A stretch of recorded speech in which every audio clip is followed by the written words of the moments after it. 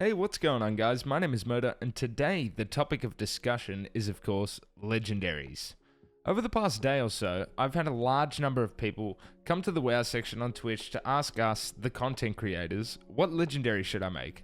What is best in slot? Unfortunately, they were met with the answer of, we're not crafting any legendaries until Mythic Week. This has caused quite a bit of frustration amongst the community, and I'm sure you guys are all extremely excited to get your hands on some shiny orange loot, and rightfully so. In this video, I want to talk about some of the reasons why some of the higher end players in particular are waiting to craft such a powerful upgrade, and to reassure everyone who's already crafted a legendary that what they've done is not necessarily a mistake, or even a big deal at all, considering how much Stygia is available to us in such a short amount of time. In a couple of months, you'll be swimming in legendaries, so if you've already made a decision, it is not necessarily the end of the world. I'll also go over what I am doing in particular in regards to legendaries, specifically for Hunter, to help you guys within the community make a decision on what to craft and when. For myself and other high-end players, there are a few reasons not to craft a legendary, while barely any reasons to craft one at the current time. So what are you crafting, Moda? Personally, I'm not crafting a legendary, and I'll explain why. So first and foremost, is basically to see which spec turns out to be the best. Hunters in particular have two specs, Marksman and Beast Mastery, that are neck and neck in terms of single target output. Since Blizzard notoriously submits their last tuning pass roughly in the middle of Heroic Week, it would be naive and unwise of me to craft a legendary for one of these specs prior to them doing so. Obviously, with my mythic progression kicking off, I want to have a legendary item for the particular spec that I'm maining.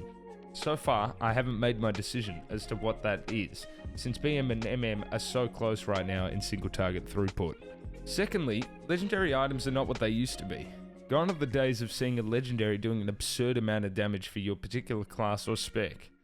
Legendaries in their current iteration only do roughly 10% of your spec's damage, for most specs, as opposed to some absurd figures that we saw back in Legion, for example. What's your point, Moda?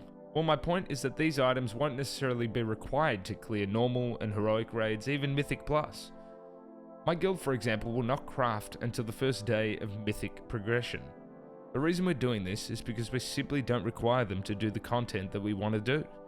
And if that's the case, why would we craft them, only to have Blizzard buff and or nerf them in the middle of Heroic Week, which will basically leave us frustrated and frankly pissed off. Which leads us to the last reason, Blizzard are notorious for tuning these things last minute when they have all the data from heroic and normal raids to do so. People need to actually get in there and kill bosses for the devs to actually get a really good representation of what's busted or what's undertuned. So how exactly do you craft a legendary?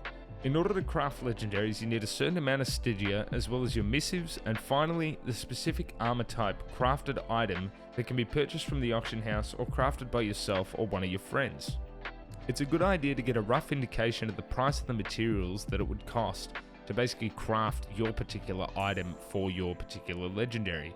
And that's so basically you just don't get ripped off. So I would have a squiz on the auction house and just assess how everything's going. Also, if you want to wait, maybe till the end of the week, it's probably going to be a little bit cheaper for you as well.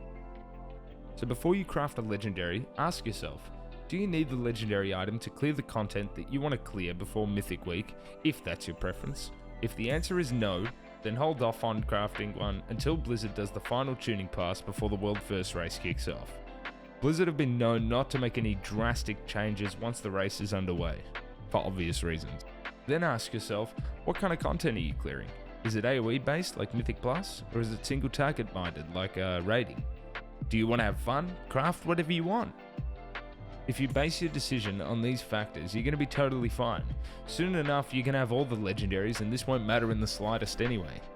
So finally, I'm just going to address what I'm crafting, because I know this question has come up so much in my stream, and I just want to get this out of the way.